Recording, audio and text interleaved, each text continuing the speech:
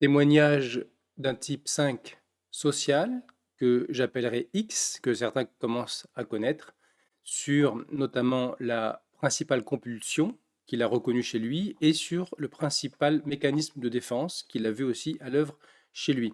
Je vais lire son témoignage. Comme d'habitude, je l'ai simplement lu entre les lignes, très rapidement, en diagonale. Euh, j'ai hésité avant de partager ce témoignage, je vais vous expliquer pourquoi. Mais ça me semble intéressant de pouvoir euh, travailler sur les matériaux qui sont apportés quand même. Voilà, donc c'est parti pour le témoignage de cet ami qu'on appellera X et sur ces deux prises de conscience qu'il estime fondamentales.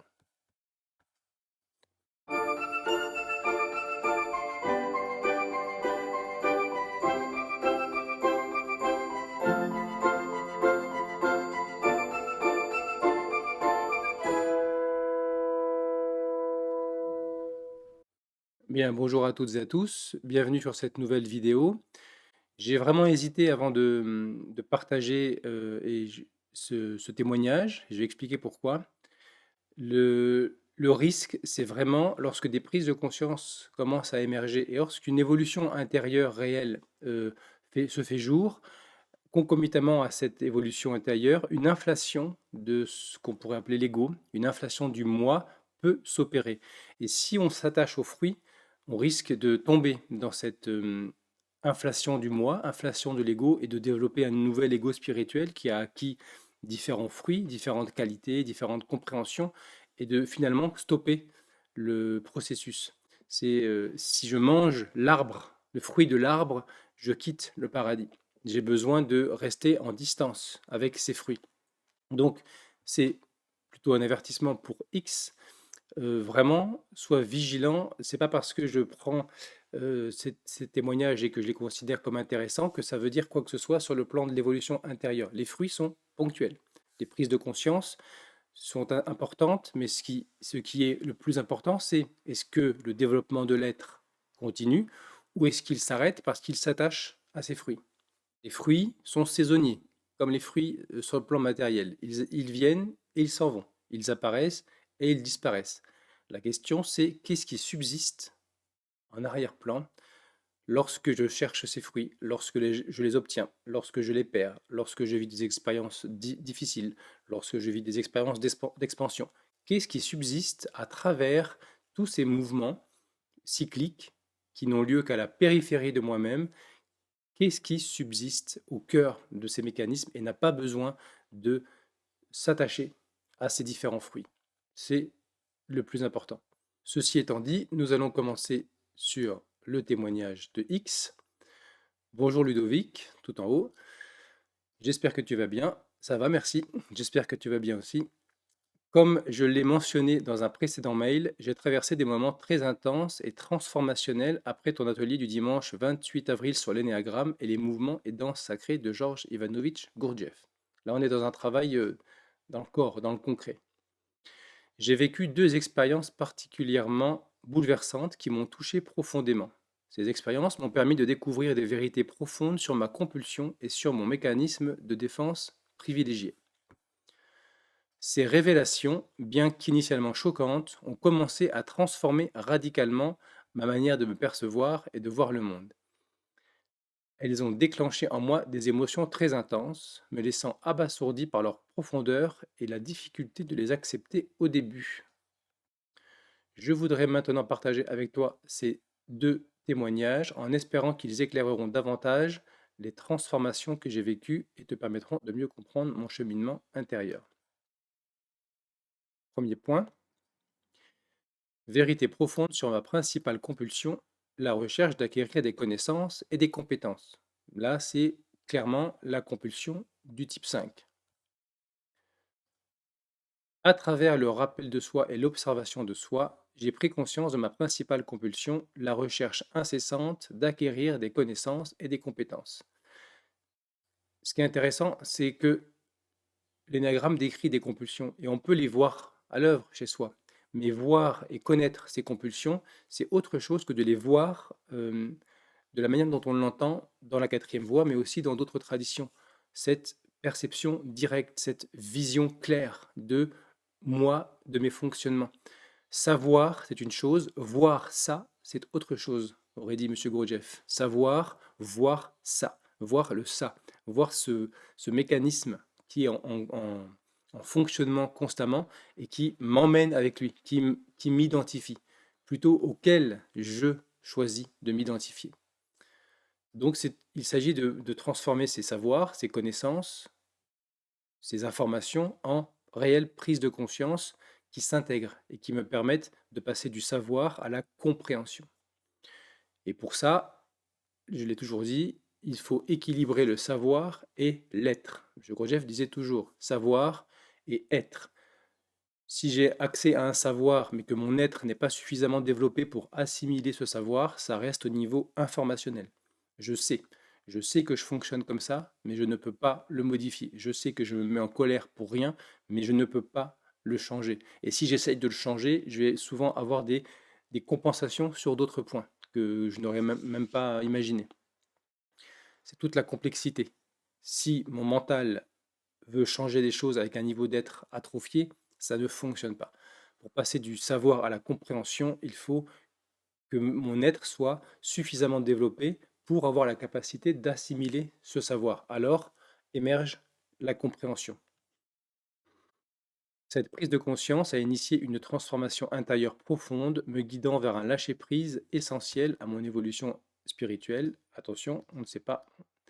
En tant que type 5 de l'énéagramme, mon besoin de tout comprendre et tout contrôler est défié par cette nouvelle ouverture à la confiance en la vie et en mon essence même. C'est intéressant parce que c'est possible, c'est tout à fait possible que parce que ce besoin d'acquérir des connaissances est là pour euh, cacher une peur profonde, pour faire taire une peur profonde. Et lorsque je commence à prendre conscience de ces mécanismes, je commence à m'en libérer spontanément et quelque part, je commence à toucher cet aspect du point 6 qu'on appelle la force sacrée et la foi sacrée. Une confiance en ce que je suis en profondeur, une confiance, une perception que cette essence n'a pas besoin d'acquérir des connaissances ou tel objet interne que chacun des types est en train de chercher pour pouvoir se sentir en sécurité. Elle est en sécurité. Elle incarne la sécurité. Je n'ai pas besoin d'avoir un sentiment de sécurité créé artificiellement par des objets que j'essaye d'accumuler, des connaissances, de la force, de la loyauté, etc. Tout dépend des types. Et là, il y a un apaisement, un relâchement de la compulsion. Quelque chose s'ouvre, un espace s'ouvre avec une confiance très profonde qui me porte et qui fait que je n'ai plus besoin de chercher compulsivement des objets rassurants pour ma conscience. J'ai découvert que le véritable contrôle ne provient pas de la manipulation externe des circonstances, mais de l'alignement intérieur avec mes valeurs profondes. Exactement, c'est la différence entre le contrôle et la maîtrise. Pour moi, ça c'est très personnel. La maîtrise provient de l'intérieur, un alignement total à l'intérieur avec ce que je pense, ce que je ressens, ce que je sens, toutes mes valeurs, un alignement total qui fait que je suis dans une réelle maîtrise et le contrôle, le besoin de modifier la réalité extérieure ou même intérieure, telle émotion, telle pensée, telle sensation dont je veux me débarrasser. Ça n'est pas un alignement avec ce qui est ici et maintenant. Cela me permet de recevoir spontanément ce dont j'ai besoin de l'univers sans lutter incessamment. Ce passage de la tête au cœur est un mouvement crucial pour un type 5, me permettant de vivre une existence plus fluide et enrichie. Ça reste à vérifier dans les faits, dans toutes les circonstances. Mais c'est vrai. De toute façon, ce passage est important pour tout le monde. Le mental siège ici, quel que soit le type intellectuel, émotionnel ou instinctivo-moteur, le mental siège ici. C'est une partie de l'intellect, quelque part, détournée de sa fonction. Je vous renvoie à la vidéo qui va sortir prochainement sur comment l'ego nous pirate, comment l'ego ne fait que pirater des fonctions qui sont nobles, dont je dispose pour manifester certaines choses dans cette vie incarnée. Donc, l'ego est son outil privilégié, le mental. L'ego ne fait que pirater ses fonctions, et en piratant l'intellect, il crée le mental. Mais objectivement, il n'y a pas de réelle différence entre mon intellect et mes fonctions nobles et le mental. C'est juste une infiltration, comme je le dis dans la vidéo précédemment citée, et une subversion. On infiltre ces fonctions et on les retourne de leur but pour les utiliser pour un but beaucoup moins noble, pour un but pour la survie de l'ego, pour son maintien en tant que fausse identité.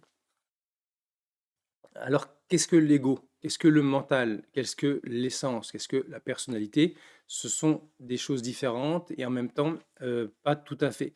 Si vous avez accès à la vidéo, si elle est publiée, je vous encourage, si vous voulez comprendre, parce que je ne vais pas répéter ce que j'ai dit à longueur de vidéo, qu'est-ce que c'est que cette structure psychique qui s'est mise en place à cause des conditions dans lesquelles j'ai grandi, qu'on appelle ego, qui utilise mes fonctions, notamment en premier lieu mon centre intellectuel, ma capacité de cognition, de réflexion, de perception, de projection, de mémorisation, de mettre les données ensemble et de les comparer. Tout ça, ce sont des capacités intellectuelles dont j'ai besoin, ne serait-ce que pour la vie quotidienne, mais que l'ego vient pirater et utiliser, projeter le passé sur le futur. C'est l'un de ces mécanismes les plus efficaces. Donc, l'ego est une structure psychique qui s'intercale, une fausse conscience de moi qui est venue prendre la place de la véritable conscience. On l'appelle l'usurpateur chez les soufis. J'ai une individualité réelle, j'ai une identité réelle. Simplement, l'ego est une fausse identité qui prend la place et empêche de renouer le contact avec cette individualité que j'étais venu incarner. Donc, ce passage de la tête au cœur, c'est un moment important. Et ensuite, il y a un autre passage du cœur vers le ventre, quelque part. Monsieur Gurdjieff disait que le désir de ta tête devienne le désir de ton cœur et que le désir de ton cœur devienne le désir de ton être. Donc, je ne dis pas que c'est ce qui se passe. Je dis que ça évoque ça et ça me permet d'en parler. En cessant la recherche et en relâchant mon emprise, je n'abandonne pas la connaissance ou la vigilance, mais je leur permets de se développer dans un cadre plus vaste, c'est vrai, où l'intuition et la foi est liée à la confiance au point 6, la force sacrée, en quelque chose de plus grand que la logique intellectuelle prennent leur place. Oui, c'est bon signe, c'est très bon signe.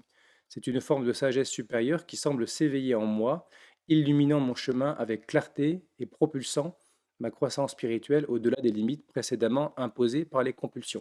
Qu'est-ce que c'est que l'ego? Pourquoi je dis que c'est différent et en même temps c'est pas différent? Ma conscience est vaste, c'est une vastitude.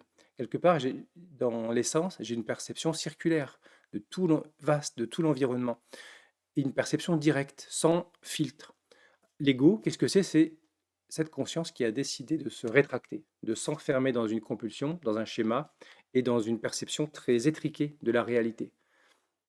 Et donc le travail consiste à dénouer progressivement, finalement. Plus qu'à détruire l'ego ou à lutter contre l'ego, c'est l'amener à relâcher, comme un chien qui s'est accroché à un os et qui ne veut pas le lâcher et qui s'enferme, l'os est attaché et le chien ne veut pas lâcher l'os. Il faut l'amener progressivement à réaliser qu'il n'a pas besoin d'attraper cet os et que l'attraper l'amène à être prisonnier de cet os parce que l'os ne veut pas partir, il est attaché et le chien reste attaché à l'os.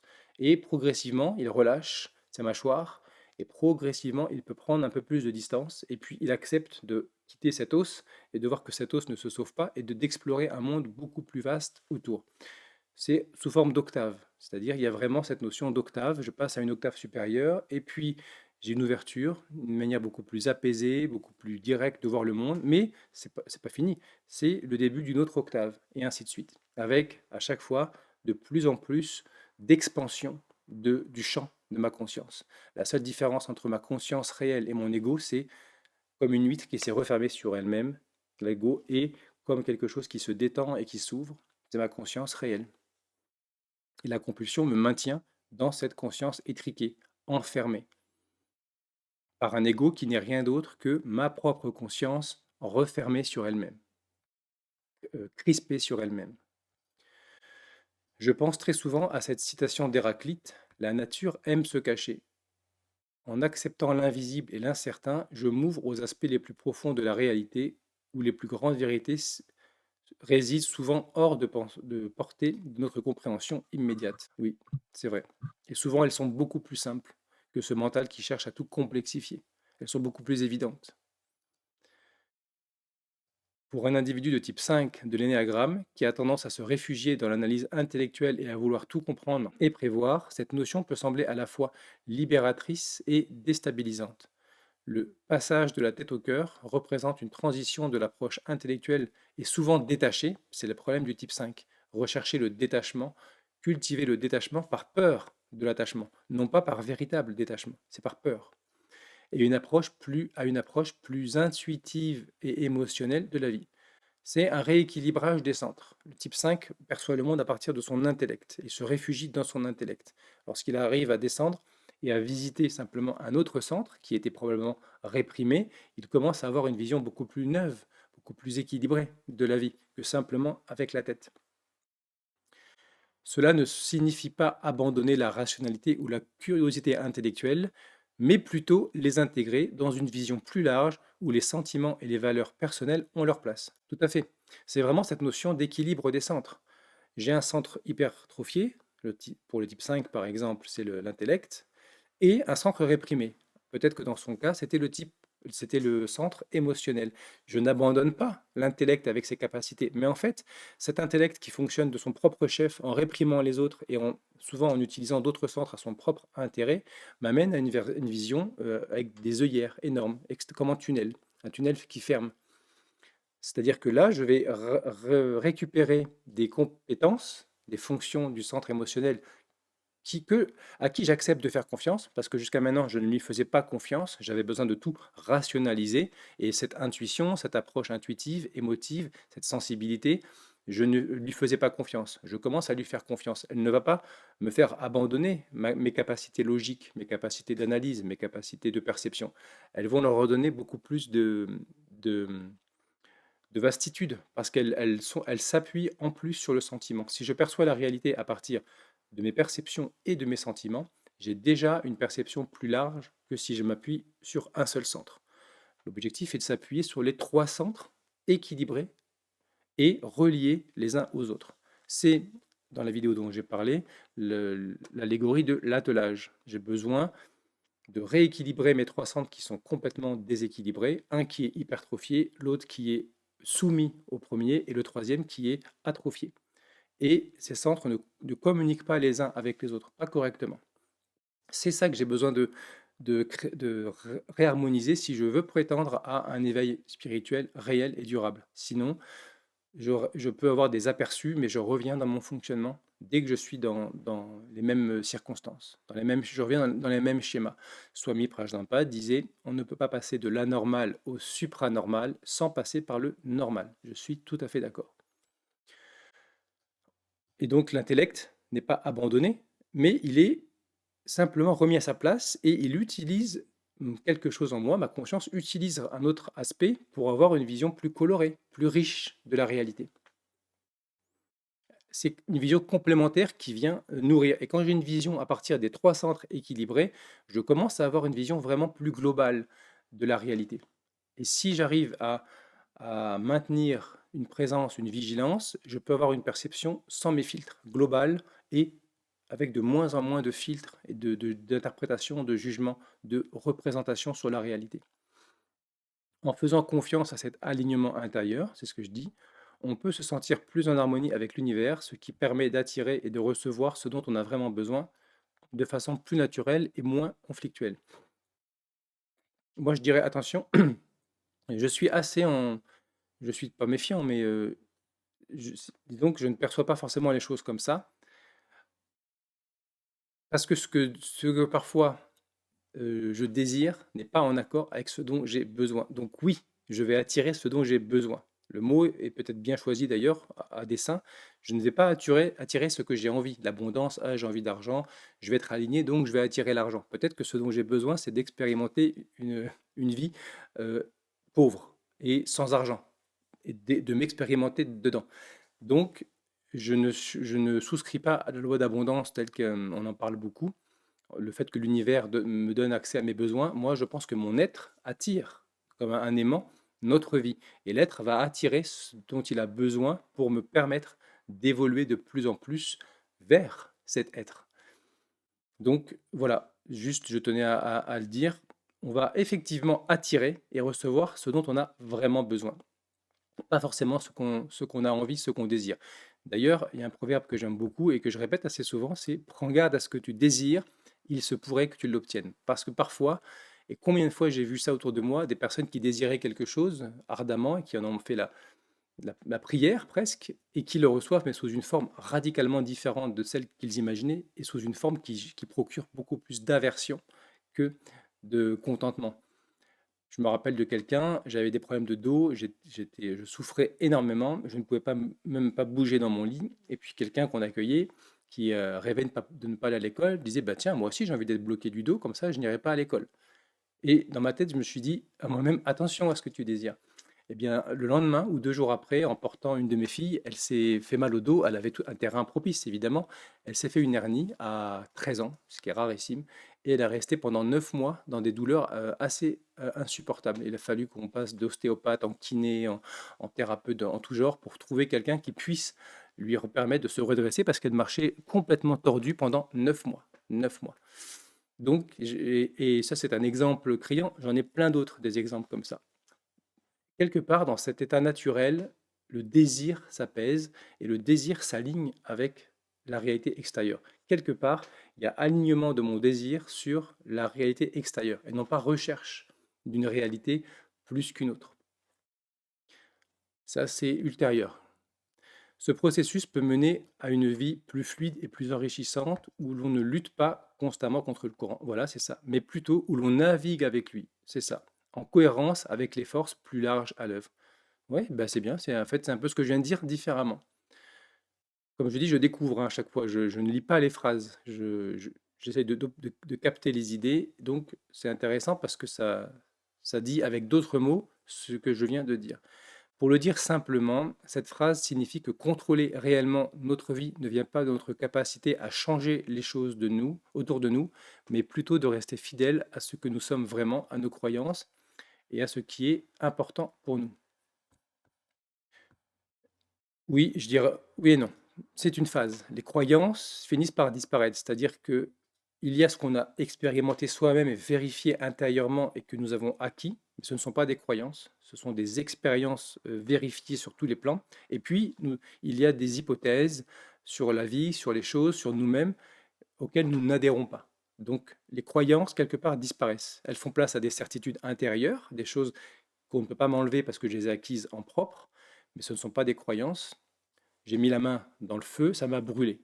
Je sais que le feu brûle, ça n'est pas une croyance. Tant que j'ai pas mis la main dans le feu, c'est une croyance.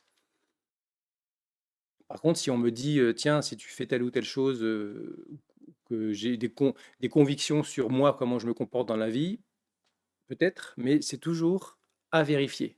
Toujours à mettre, si je pense que je suis suffisamment éveillé parce que je suis apaisé, peut-être, mais j'ai besoin de toujours vérifier dans des circonstances difficiles pour voir où j'en suis vraiment. Donc, la croyance cède la place à un besoin de vérification et d'adéquation avec la réalité, telle qu'elle est. Ne plus chercher à produire une réalité, effectivement, ni à l'extérieur, ni à l'intérieur. Un état d'ouverture, un état de... Hormis la présence, quelque part, c'est la seule chose. C'est le vrai désir, c'est la vraie flamme, c'est le désir d'être. Et tous les désirs ne sont que la projection, la compensation de ce désir d'être qu'en général on étouffe très profondément, pour plein de raisons que j'ai expliquées dans plein de vidéos.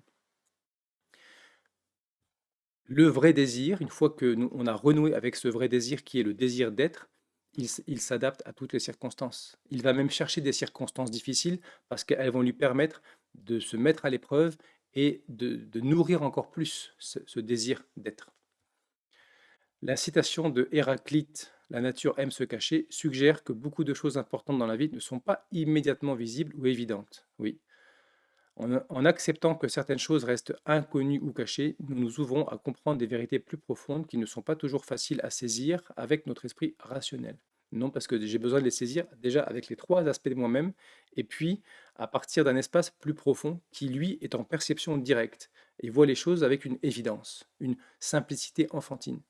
Le mental complexe et la rationalisation pure ne permet pas d'accéder à certains, au véritable savoir qui est tricentrique quelque part, qui émane de cette harmonie des trois centres qui permet à l'essence de se manifester et de percevoir le monde tel qu'il est, en direct.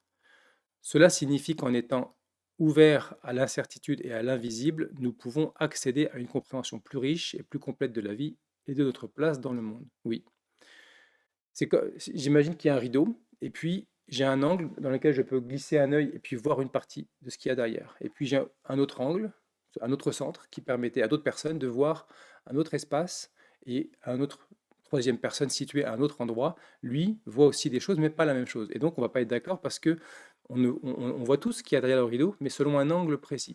L'objectif, c'est de pouvoir ouvrir le rideau et de voir directement. Et là, il n'y a plus de désaccord. On est tous d'accord, on voit tous la même chose. La profondeur de cette prise de conscience m'a révélé une vérité qui remet en question les fondations même de mon faux moi, et cela peut être à la fois douloureux et libérateur. En tout cas, c'est douloureux et libérateur. C'est un processus naturel dans le cheminement vers une plus grande connaissance de soi. Lorsqu'une telle vérité émerge, elle peut sembler écrasante parce qu'elle me force à voir au-delà des structures habituelles de pensée et d'émotion sur lesquelles je m'appuyais. Oui, c'est vrai. J'ai besoin de dépasser mes œillères, d'extraire ma vision des œillères que j'ai placées en réaction à l'environnement qui était le mien.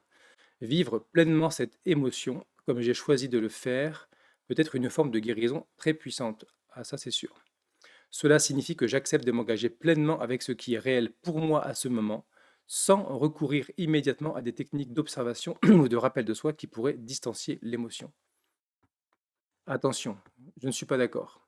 Euh, Quelque part, l'observation et le rappel ne sont pas des techniques. Ce sont des manières de voir et de coller avec la réalité. Donc attention à voir ce que tu appelles observation ou rappel, parce que le fait de vivre pleinement cette émotion, je suis censé le faire en rappel de soi, justement, et en vision, en observant avec curiosité, comme pour investiguer cette émotion. Sinon, je risque d'entrer dans une simple décharge émotionnelle qui est intéressante si je veux me sentir plus apaisé, mais qui ne nourrit pas ma conscience. Donc là, attention, je mets juste un point d'exclamation ici, un petit panneau là, attention, qu'est-ce que tu appelles observation et rappel de soi, et pourquoi tu sépares les deux avec cette observation de l'émotion? Parce que ça dépend ce que tu appelles vivre pleinement l'émotion. Moi, je ne sépare pas ça de la pratique de l'observation et du rappel. Pour moi, ça, ça n'est pas différent.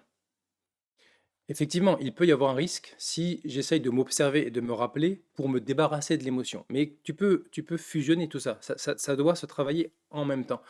J'ai besoin de m'observer moi-même et de pratiquer le rappel, une forme de vigilance, au cœur même de l'émotion, sans chercher à me débarrasser de l'émotion, mais sans chercher non plus à me délecter de l'émotion. C'est là le piège. On en parlera peut-être, mais qu'est-ce que tu appelles vivre pleinement cette émotion? Si c'est l'observer pleinement, la sentir, l'observer dans son parcours à l'intérieur et juste coller avec, je ne vois aucune différence, aucune opposition avec l'observation et le rappel. Si j'utilise l'observation et le rappel pour me désengager de la réalité, je suis sur une fausse piste. L'observation et le rappel servent à m'engager entièrement, corps, âme, esprit, dans l'expérience du moment, dans l'ici et maintenant.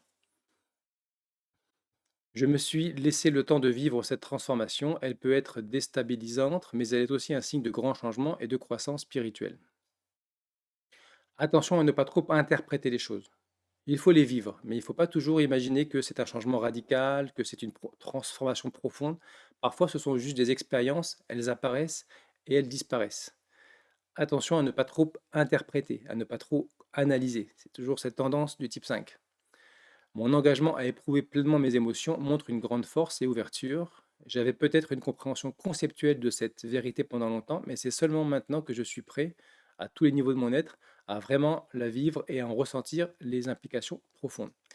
Parfois, on ouvre un petit espace et on a l'impression que ça y est, on a ouvert la vanne. Non, on a ouvert un petit espace. Donc il ne faut pas mettre trop d'attente et trop de projections dessus. Il faut les vivre en simplicité et savoir que peut-être ça va partir, peut-être que je vais régresser. peut-être que je vais régresser et ça fait partie du processus. Ça n'est pas une régression. Donc, peut-être que parfois, j'ai commencé, il y avait un livre qui s'appelait Le piège de se croire arrivé à mi-chemin du sommet, alors qu'on n'est qu'à mi-chemin du sommet, quelque chose comme ça. Il y a toujours cette notion où je découvre des espaces, c'est tellement différent de ma perception habituelle que j'ai l'impression, ça y est, je tiens à quelque chose. C'est un piège. Je ne tiens à rien. Est-ce que je continue à pratiquer l'observation et le rappel de soi et à prendre du recul par rapport à ces expériences? Et comme j'ai vécu l'émotion de manière simple, directe, eh bien, est-ce que je peux vivre ces prises de conscience et ces apparentes transformations de manière très simple, sans tout de suite en faire des preuves d'une évolution intérieure ou d'une transformation? Juste les laisser faire. Ce moment de révélation peut survenir lorsque nous sommes prêts à faire face à des aspects de nous-mêmes ou de notre vie que nous avions auparavant ignorés ou minimisés. La disponibilité émotionnelle, les circonstances de la vie ou même un approfondissement de ma pratique spirituelle ou ma conscience aiguë de moi peuvent déclencher cette prise de conscience profonde. Oui, c'est vrai. Oui, c'est vrai. Deuxième vérité profonde, mécanisme de défense privilégié.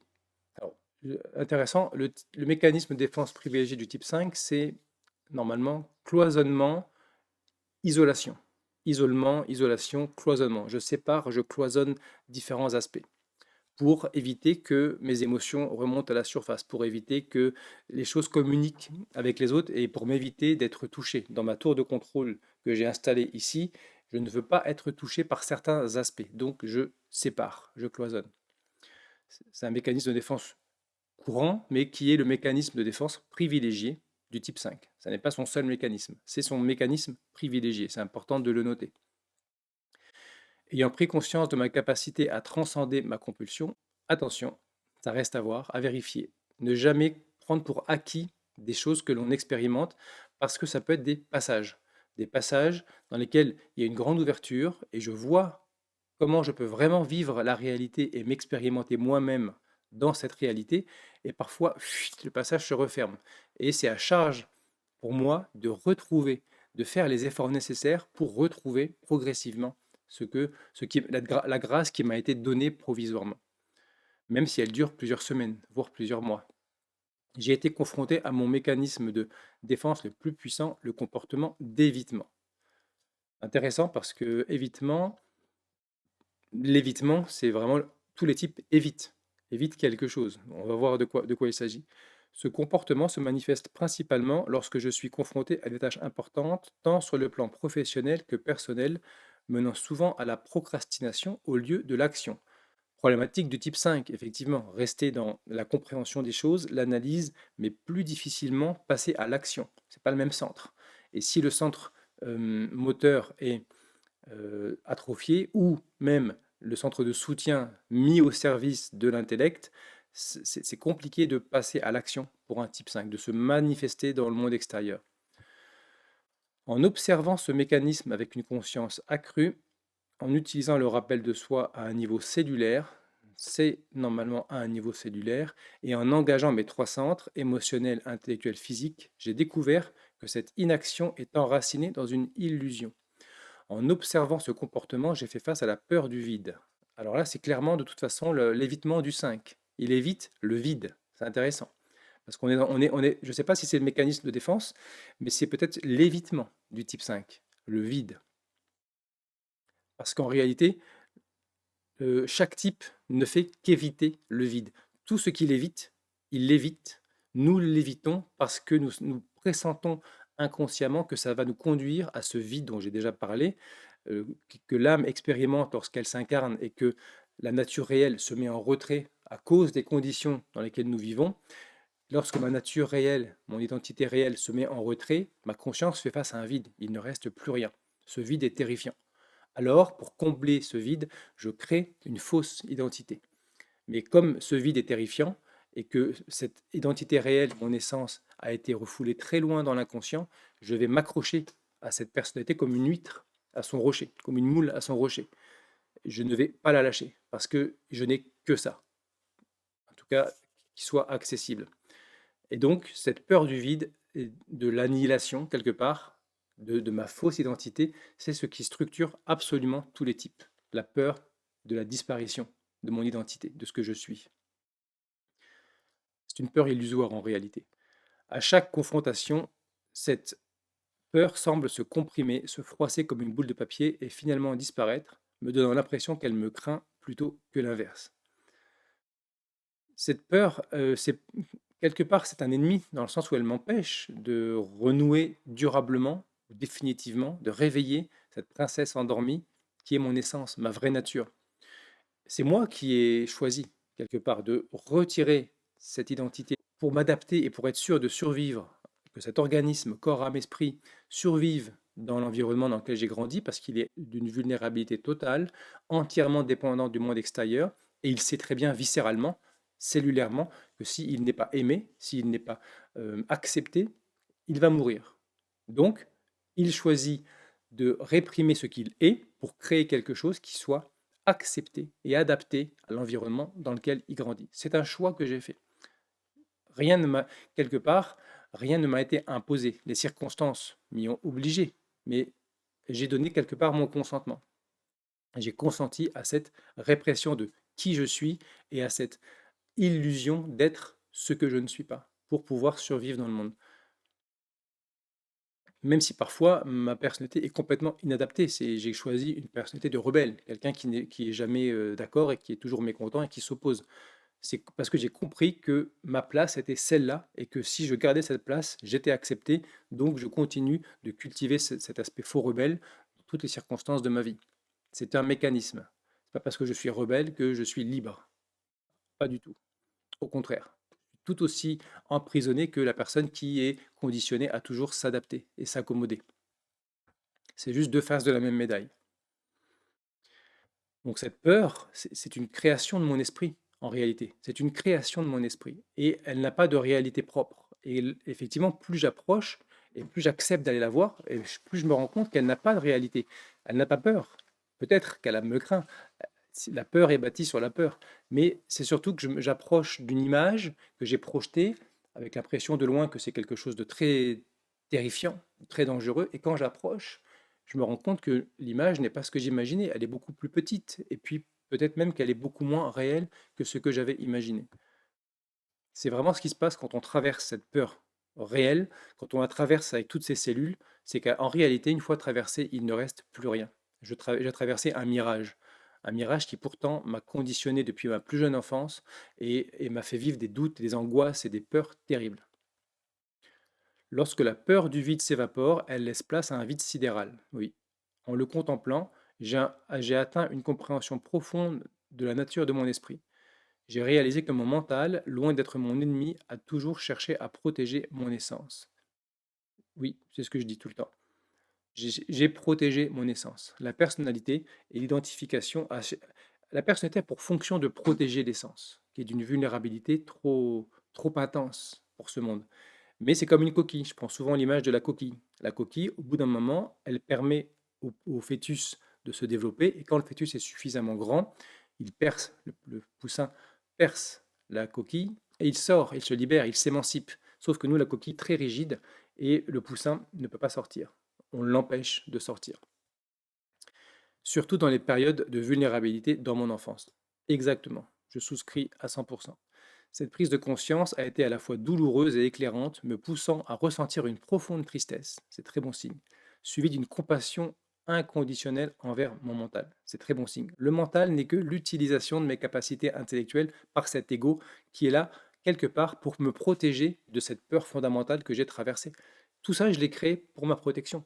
J'ai pris l'exemple dans mon livre, il y a un dragon terrifiant. J'ai posé un dragon terrifiant devant cette essence, cette princesse endormie, un dragon terrifiant pour m'empêcher de venir. Et j'ai placé des espèces de chiens de garde plus ou moins féroces, plus ou moins terrifiants, à différents endroits de mon psychisme pour m'interdire. Et chaque chien de garde a pour fonction de m'empêcher de venir traverser ce territoire intérieur, territoire de ma conscience. Et donc, m'amène à éviter d'aller rencontrer, par exemple, si je suis neuf, les conflits, parce que les conflits vont amener l'affirmation, et l'affirmation est un territoire interdit, protégé par un chien de garde. Le but n'est pas de détruire ces chiens de garde, je les ai créés, ils sont une construction mentale. J'ai besoin, on pourrait dire, d'apprivoiser ces chiens de garde pour qu'ils me laissent passer. Et alors, il m'accompagne sur ce chemin. Et progressivement, je récupère des espaces perdus, des territoires qui me sont interdits. Et j'approche de cette manière de plus en plus de cette essence et de ce dragon beaucoup plus terrifiant, 1 million de fois plus terrifiant que les chiens, qui est quelque part le stade terminal de cette aventure intérieure, de cette exploration intérieure. Ça peut être extrêmement douloureux et en même temps libérateur et éclairant. La tristesse, c'est bon signe. Souvent, j'éprouve une profonde tristesse d'avoir abandonné ce que j'étais. Je me rends compte à quel point c'est moi qui ai coupé le lien, qui ai enfermé cet espace, et je peux ressentir une tristesse, une douleur très très profonde. Mais elle est salutaire.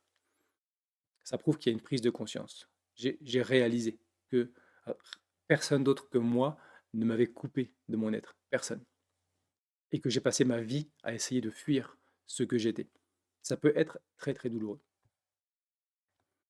En embrassant cette vérité, j'ai établi un dialogue authentique entre mon essence et mon mental. Attention au dialogue, attention. Marquant, parce que ça dépend ce que tu appelles dialogue, mais c'est une communion plus qu'un dialogue ou une communication. Le mental dialogue, l'essence est en communion. Elle est en perception, en contact direct, elle n'est pas séparée en fait de quoi que ce soit. Marquant la première fois où mon essence a tendu la main et a été acceptée. Ça, c'est très intéressant. Ce moment de réconciliation a apaisé la tristesse de mon mental, me permettant ainsi de voir la vérité à travers mon essence et de comprendre que la peur n'avait plus de raison d'être. Dans la vidéo de la peur à l'amour, j'explique qu'il existe en fait une seule émotion fondamentale dans la création, c'est l'amour. C'est la force d'expansion et d'attraction. Expansion. Mais dans le monde de la dualité, en se projetant, on crée l'opposé, la rétraction, la peur. Donc il y a deux émotions fondamentales dans la dualité qui se résorbent à une seule émotion, parce que si j'apprends à aimer, à donner quelque part à tout ce qui me fait peur, à donner mon, mon consentement, à aimer ce qui me fait peur, comme dit Monsieur Gurdjieff, à aimer ce que je n'aime pas, à comprendre que là où ça résiste, c'est exactement là que je vais trouver la porte de sortie de ma prison, je commence à aimer ce que je n'aime pas. Et là, il y a réconciliation des opposés, neutralisation. Il ne s'agit pas de fuir ce que je n'aime pas, au contraire, il s'agit de transformer l'aversion en désir. C'est vraiment une clé profonde qui est très difficile, que je dois expérimenter et qui fait que je commence de plus en plus à aimer toutes les situations qui me déstabilisent parce qu'elles renforcent mon feu intérieur, elles renforcent la conscience, elles renforcent le rappel de soi. Et donc si mon désir fondamental, c'est le désir d'être, alors je vais cesser de fuir ce qui me fait peur. Je vais aller à la rencontre de ce qui me fait peur. Et allant à la rencontre de ce qui me fait peur, j'inverse cette notion d'aversion et de désir, d'amour et de peur, et je finis par aimer ce qui me fait peur. Il y a résorption de désir et aversion, ou de amour et peur dans l'amour, puisque j'aime la peur. La peur est absorbée dans cet amour par une recherche consciente des situations qui me mettent en insécurité, parce que j'ai compris qu'elles me font grandir sur le plan de l'essence et qu'elles me permettent de toucher la sécurité à l'intérieur. C'est très intéressant cette essence qui se tend la main parce que ça me rappelle une expérience personnelle, exactement avec cette même image de quelque chose qui tend la main et qu'on accepte ou pas de prendre. Réconciliation, c'est la troisième force. Force active, force passive et force de réconciliation. La réconciliation, elle s'opère entre ma personnalité et mon essence. Cette réconciliation essence-personnalité permet l'émergence de la conscience. C'est l'objectif réel de ma double nature, essence, personnalité. Je répète, Dieu a créé l'homme, dit-on, pour pouvoir prendre conscience de lui-même. Eh bien, l'homme, l'être humain, a créé une personnalité à son image et à sa ressemblance pour pouvoir prendre conscience de lui-même. Si j'ai une essence et que je suis, mais que je n'ai pas conscience d'être, je, je suis comme un enfant. L'enfant est essence, mais il n'a pas conscience de ce qu'il a. Nous vivons au paradis sans même en avoir conscience. Donc nous perdons ce paradis pour y revenir, mais en ayant conscience de ce qu'on a perdu, puis y retrouver.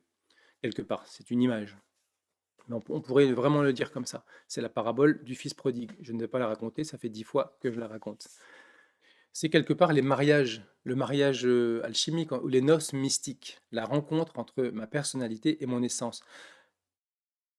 puisque j'ai créé une personnalité pour prendre conscience, l'inversion de la polarité de mon essence qui devrait être active, vivante, vibrante et informer ma personnalité, mais qui a été refoulée au plus profond de l'inconscient et endormie, donc rendue passive, la personnalité ne fonctionne pas de son propre chef. Qu'est-ce qui a émergé entre une essence passive et une personnalité active? Eh bien, c'est un ego, c'est une fausse conscience de soi. J'ai besoin de ren- re- remettre les polarités comme elles devraient être. L'essence active, réveillée et qui informe la personnalité, et la personnalité passive au service de l'essence, alors la conscience peut émerger. Et étant donné qu'elle est dans ce triangle essence, personnalité, conscience, même si les pôles sont invertis, intervertis, ont été inversés, quelque part, l'inversion des pôles dont on parle, il est déjà à l'intérieur. J'ai besoin de redonner, de retrouver la véritable polarité. Et vu que ce qui relie les deux, c'est la conscience, c'est pourquoi la conscience de soi, le travail de conscience est fondamental dans toutes les traditions. C'est ce qui va me permettre de réveiller cette essence endormie et de lui redonner son pôle actif. Et effectivement, la peur n'a plus aucune raison d'être, parce que ce dont j'avais peur, je l'ai traversé, et à partir du moment où j'ai traversé, j'ai réalisé que la peur était complètement illusoire, c'est une construction mentale, elle n'a plus aucune raison. Mais attention, ça peut être la rencontre avec l'un des chiens de garde, c'est pas forcément la rencontre avec le dragon. C'est pour ça qu'il faut toujours rester très sobre sur la manière dont on va analyser, commenter, interpréter ces expériences, mais plutôt juste se laisser porter par le processus. Voir ce besoin d'analyser et de commenter ces expériences, c'est important. Je peux le faire, mais je vois comme peut-être une compulsion de vouloir saisir ce que j'ai expérimenté, toujours comme une perpétuation de ce fonctionnement de type 5 qui a besoin d'analyser. L'ego, même si j'ai des ouvertures intérieures, il va chercher à récupérer. C'est parce qu'il se sent menacé par ces prises de conscience. Donc il va les récupérer pour son propre intérêt. Donc attention de ne pas tomber dans ce piège de l'inflation du moi et de l'ego spirituel, de l'identification aux fruits. Les fruits, plus ça va et moins on s'y attache. Plus on a compris que les fruits sont quelque part une forme de piège. Ils sont les symptômes que quelque chose se transforme, mais ils sont un piège redoutable. Donc, quelque part, on finit par abandonner les fruits et garder uniquement cette pratique d'alignement intérieur avec ce qui est, quel que soit ce qui est. J'accepte de perdre les fruits en toute conscience et avec joie. Troisième partie, la conclusion peut être mes compréhensions. Les étapes que j'ai vécues, la prise de conscience profonde, la confrontation avec la peur et la tristesse, suivie de la réconciliation et de la compréhension de mon mental, sont des exemples de ce que Gurdjieff décrit comme un travail nécessaire pour atteindre une conscience plus élevée et une intégration de l'être. Oui, peut-être que tu fais peut-être le lien avec la souffrance volontaire et M. Gurdjieff ne condamne pas la personnalité, pas du tout. Simplement, il, il explique qu'il faut remettre les choses à leur place, dans leur fonctionnement correct et harmonieux. Ce travail implique souvent de traverser des moments difficiles et douloureux. Je le répète souvent, d'ailleurs on me dit souvent que je vends l'inverse du rêve, je fais peur, mais parce que si je veux vraiment évoluer, je vais traverser des moments très difficiles et des moments très douloureux. C'est obligatoire. J'ai besoin de traverser tous ces chiens de garde et ce dragon. Je ne vois pas comment on peut faire autrement. Il y a beaucoup de gens qui pensent qu'on peut faire autrement, mais qu'est-ce qui parle? Est-ce que c'est la peur qui parle? Je veux bien évoluer, mais je veux surtout pas aller rencontrer ces choses-là. J'ai pas besoin. Personnellement, je ne crois pas. Je pense que c'est une erreur, c'est une voie de garage qui sont essentielles pour dissoudre les barrières intérieures. Voilà, complètement, pour dissoudre ces barrières intérieures. Je dois les rencontrer et les traverser pour les dissoudre. Ça ne passera pas par un savoir, c'est cellulaire, qui empêche l'accès à un état de présence plus complet. Complètement. J'appelle ça l'érosion de tous ces mécanismes de défense, de toutes ces peurs, ces doutes. J'ai besoin de les traverser pour produire cette érosion. Et ils s'érodent grâce à cette rencontre, grâce à cette friction. C'est cellulaire, viscéral. Ça n'est pas mental. C'est pas un savoir qui va me libérer. C'est impossible.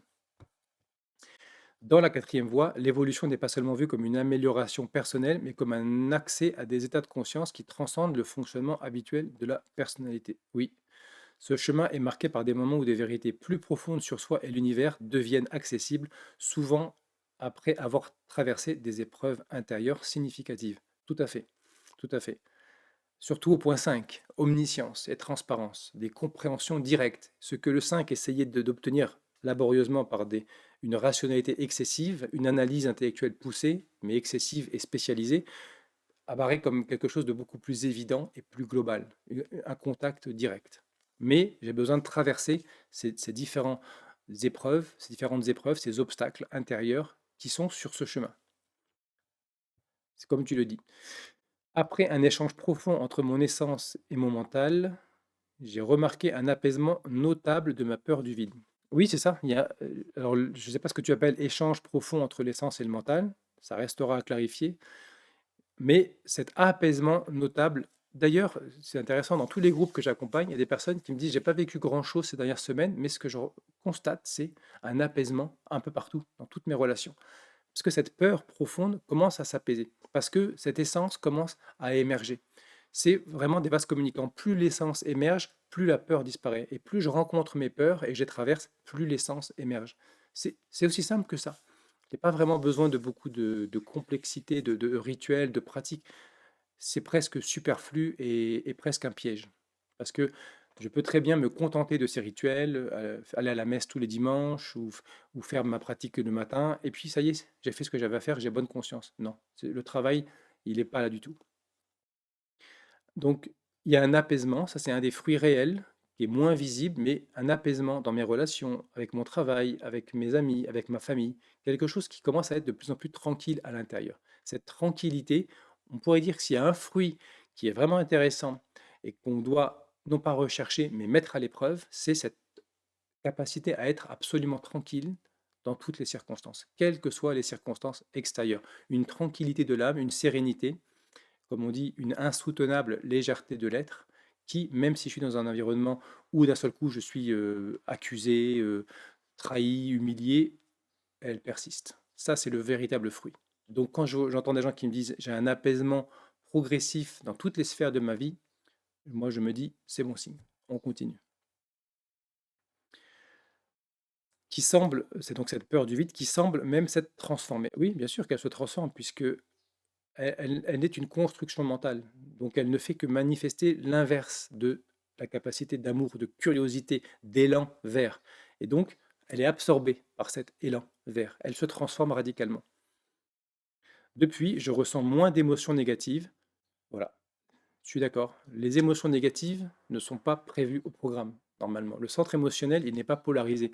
Il est là pour ressentir certaines émotions hautes qui conduisent au sentiment, à une élévation de la conscience par les sentiments. Par exemple, quelqu'un m'a expliqué dans les mouvements avoir touché un sentiment de beauté, d'avoir vu le groupe et avoir perçu, alors pourtant il n'y avait pas d'harmonie du tout, c'était juste un petit atelier d'une heure et demie, on n'a pas vraiment eu le temps de travailler, ou 2 heures, mais elle a perçu une beauté profonde, intrinsèque. C'est l'éveil du sentiment.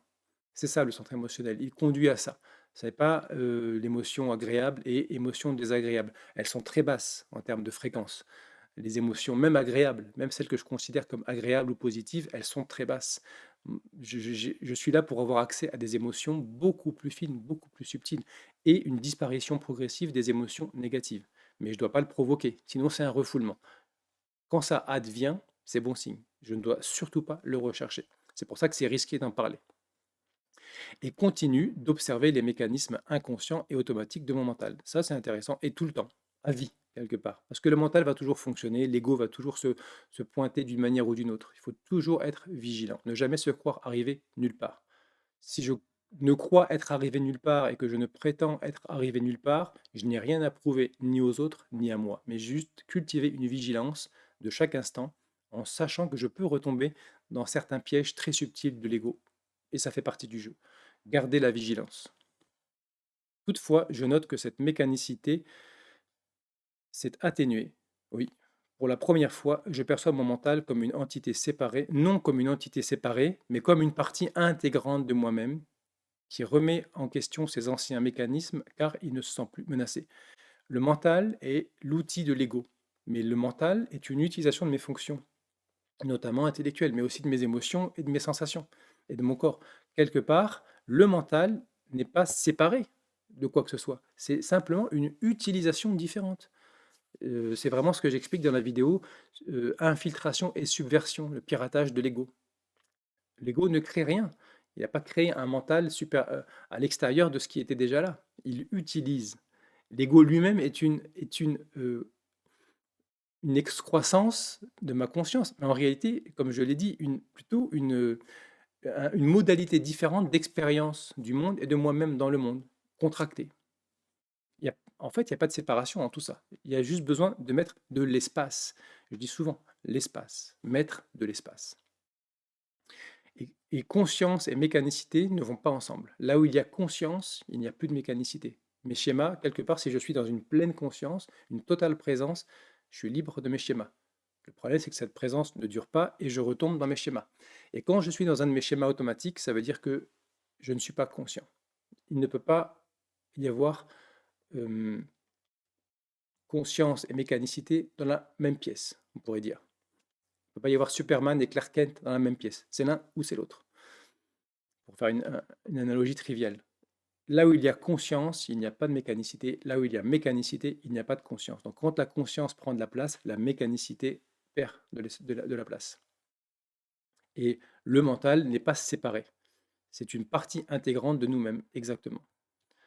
C'est un outil et c'est la manière dont je l'utilise pour renforcer ma compulsion ou pour renforcer ma connexion à l'être. C'est tout. Effectivement, comme tu dis, tu dis à ta manière, le mental qui remet en question ses anciens mécanismes car il ne se sent plus menacé. Cette fonction, qui est la capacité d'analyser, de percevoir, de mettre ensemble, je peux l'utiliser pour ma propre croissance. C'est juste une fonction. Elle est neutre. J'ai dit dans la vidéo dont j'ai parlé, c'est comme un couteau. C'est neutre. Si j'utilise un couteau pour cuisiner des bons légumes à mes enfants, ou si j'utilise un couteau pour faire peur à quelqu'un ou le blesser, c'est moi qui ai donné sa coloration à ce couteau. Le couteau, sa fonction, c'est de couper. C'est tout. C'est neutre. Il n'y a rien de mal ou de bien. Ça peut être extrêmement utile comme ça peut être extrêmement dangereux. Le mental est un outil. Disons que l'intellect est un outil. Si c'est l'ego qui l'utilise, il devient le mental. Si c'est la conscience qui, quelque part, l'utilise, ça devient un instrument d'évolution. Suite à ces deux expériences, j'ai ressenti une fatigue intense, tant physique que mentale et psychologique, qu'il m'est difficile à expliquer. On en parlera. Il faut faire attention, comme j'en parle dans la vidéo de témoignage sur une personne qui a expérimenté l'observation de soi, et je ne comprenais pas pourquoi il y avait la fatigue, mais en lisant le témoignage, il y a eu des prises de psychotropes quelque part, enfin, de genre de psychotropes, du venin de grenouille, c'est très à la mode. Ça peut être lié à ça. Cette fatigue est le signe, mais j'avais dit que ça peut être quand mes résistances ordinaires, quand tous mes moteurs de l'ego cessent, je peux me retrouver dans un entre-deux où je n'ai plus la motivation. J'ai pris l'exemple de ma pratique. Je pratiquais les arts martiaux, sport de combat au KO. Je m'entraînais très dur. Je me levais à 5 heures du matin. J'allais courir avant l'école. Après, j'allais à l'école. Et le soir, j'allais en courant à l'entraînement. Je m'entraînais, je revenais en courant. Il fallait un moteur puissant. C'était toute cette colère réprimée et puis cette peur parce que je vivais dans un quartier très difficile. Et puis, en grandissant, j'ai continué, j'ai alimenté, mais de moins en moins. Et plus le travail prenait place et plus certaines colères, certaines vengeances ont disparu, moins j'avais la niaque pour m'entraîner. Et plus ça allait, et plus j'avais zéro motivation. Parce que les moteurs inconscients, ayant été mis à jour, digérés et dépassés, il n'y avait plus la volonté.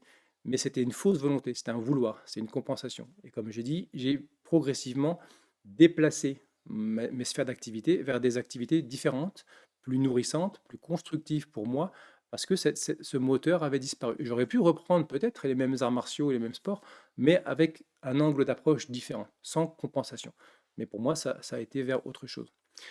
Lorsque mes mécanismes ordinaires commencent, même si c'est ponctuel, hein, ça peut durer quelques semaines, disparaissent, l'énergie dont je disposais pour nourrir ces schémas me fait défaut. J'ai besoin d'aller chercher une autre source d'énergie.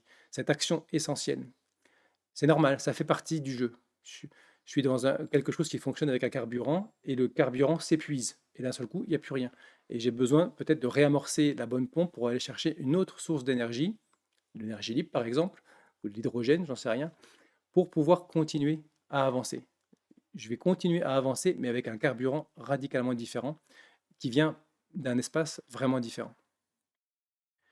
Traverser ces moments de vérité et de confrontation avec mes peurs et mécanismes de défense m'a épuisé, mais aussi renouvelé. C'est vrai que c'est extrêmement épuisant, tout à fait.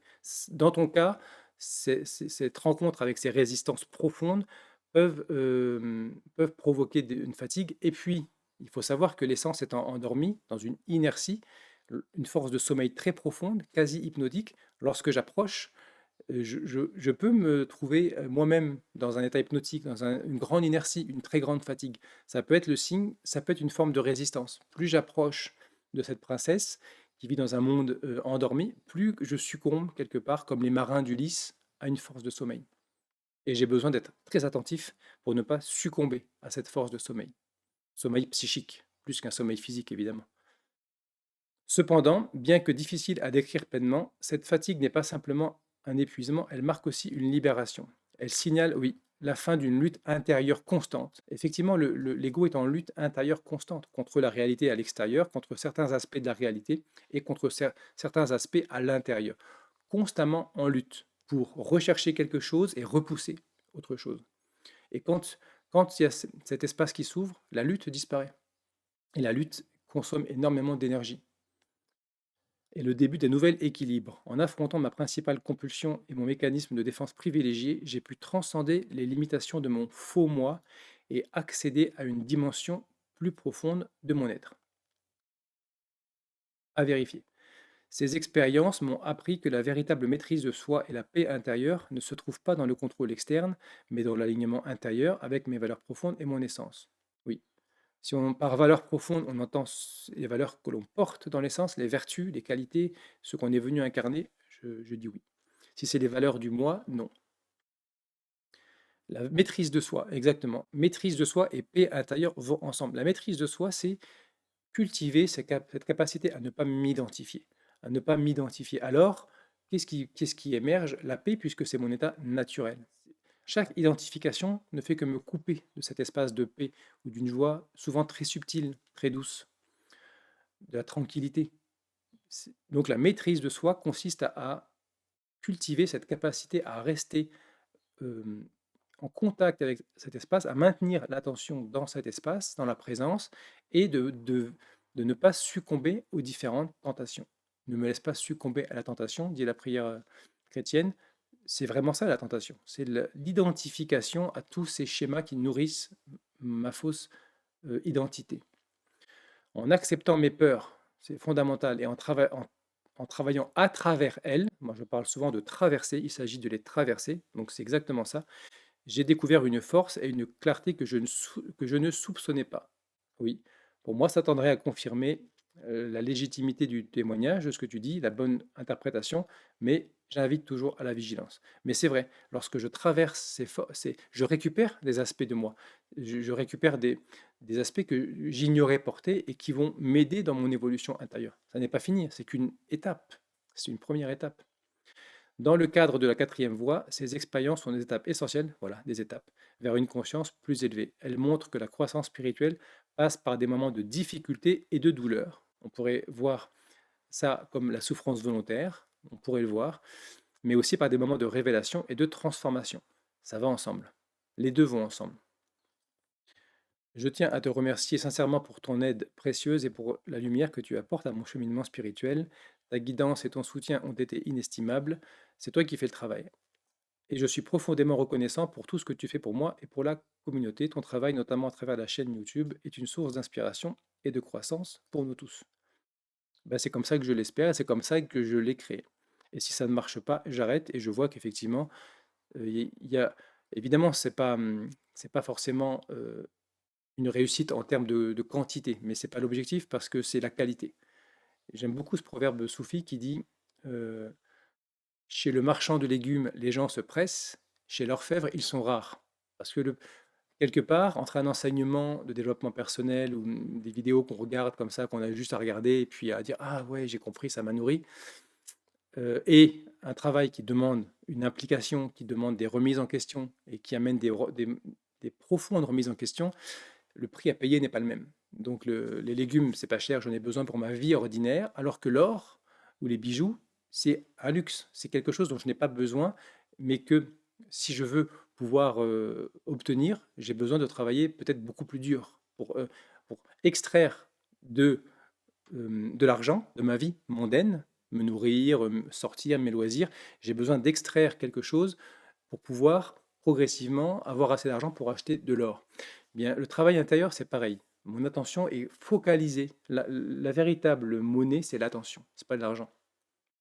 Mon attention, elle est focalisée sur le moi et ses besoins, ses désirs, ses peurs, et de nourrir constamment ce moi et ses désirs. J'ai besoin de sortir un petit peu d'attention et d'énergie de ce fonctionnement pour le diriger vers autre chose. Et c'est quelque chose de difficile parce qu'il y a une force d'attraction dans cette identification. Ma conscience est identifiée, elle est aspirée. En tout cas, elle se complaît dedans. Donc j'ai besoin de quelque part de lutter pour retirer un petit peu d'énergie de, et d'attention de ce fonctionnement global pour nourrir un autre espace en moi, un autre aspect de moi-même. C'est pourquoi c'est vraiment accessible à tout le monde, parce que c'est public, mais ça n'est pas réellement accessible à tout le monde, parce que la plupart des gens préfèrent des choses faciles et qui n'impliquent pas des remises en question en profondeur et de faire vaciller les fondations de mon moi, de mon identité. Avec toute ma gratitude, bah, merci pour ton témoignage. Et donc, je répète, attention, attention à ne pas t'attarder sur les fruits, surtout parce que j'en parle en vidéo et que ça les met en valeur. C'est très dangereux. J'ai vraiment hésité à. Et finalement, le témoignage est intéressant et je pense que c'est comme ça que tu le vois aussi pour pouvoir partager anonymement et aider à des prises de conscience. Mais pour toi-même, attention, recule, prends du recul sur tout ça et oublie et reste dans le processus. Voilà. Je te souhaite et je vous souhaite à toutes et à tous une bonne fin de journée. À très bientôt.